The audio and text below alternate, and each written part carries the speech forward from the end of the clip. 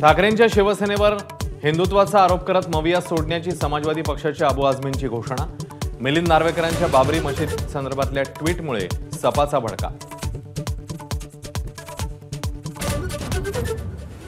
ईव्हीएमचा निषेध करत विशेष अधिवेशनाच्या पहिल्याच दिवशी विरोधकांचा सभात्याग। मवियाचे आमदार आजच्या ऐवजी उद्या शपथ घेणार।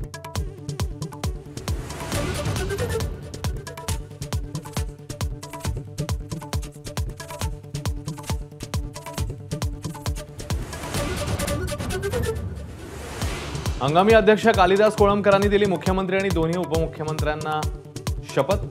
पहिल्या दिवशी 200 पैकी 173 जणांचा शपथ घेतला। आमदार संख्येवरून विरोधी पक्षनेता ठरवण्याचा नियम कायदा नसल्याचा भास्कर जाधव यांचा दावा। शिवसेनेला विरोधी पक्षनेतेपद तसंच मवियाला विधानसभेचं उपाध्यक्षपद देण्याची ही मागणी। विधानसभा अध्यक्षपदाची जबाबदारी पुन्हा राहुल नार्वेकरांकडेच येण्याची शक्यता। उद्या अध्यक्षपदासाठी भरणार अर्ज। पक्षाने दिलेली जबाबदारी पार पाडण्याचा नार्वेकरांचा निर्धार।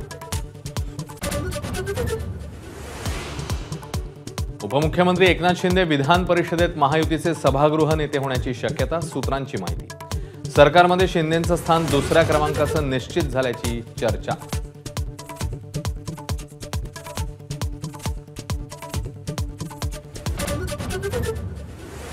इन्कम टॅक्स विभागाने अजित पवारांची संपत्ती मुक्त केल्यामुळे राजकारण पेटलं। भाजपसोबत गेला की माणूस स्वच्छ होतो। विरोधकांचा हल्लाबोल। दोषी असतो तर पदच मिळाली नसती। अजित पवारांचा पलटवार। माजी मंत्री गुलाबराव देवकरांनी सोडली शरद पवारांची साथ। येत्या सोमवारी अजित पवारांच्या राष्ट्रवादीमध्ये प्रवेश करणार। विरोधात राहून कामं होत नसल्याचा दावा।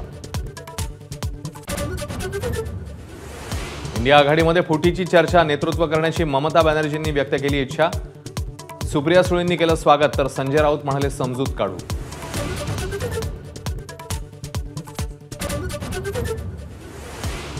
बीडच्या शासकीय रुग्णालयात ॲझिथ्रोमायसिनच्या नावाखाली बनावट औषधांचा पुरवठा। नागपूर वर्धा बनावट औषध प्रकरणातील कंपन्यांकडूनच पुरवठा झाल्याचा संशय। कंपन्यांवर कुणाचा वरदहस्त? सवाल उपस्थित।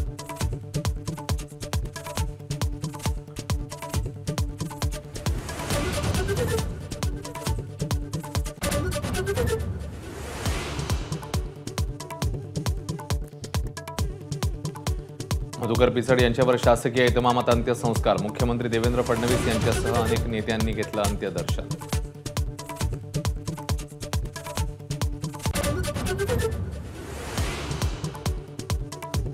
ॲडलेड कसोटीवर ऑस्ट्रेलियाची पकड। पहिल्या डावामध्ये भारतावर 157 धावांची आघाडी। दिवसाअखेर भारताची 5 बाद 128 अशी स्थिती।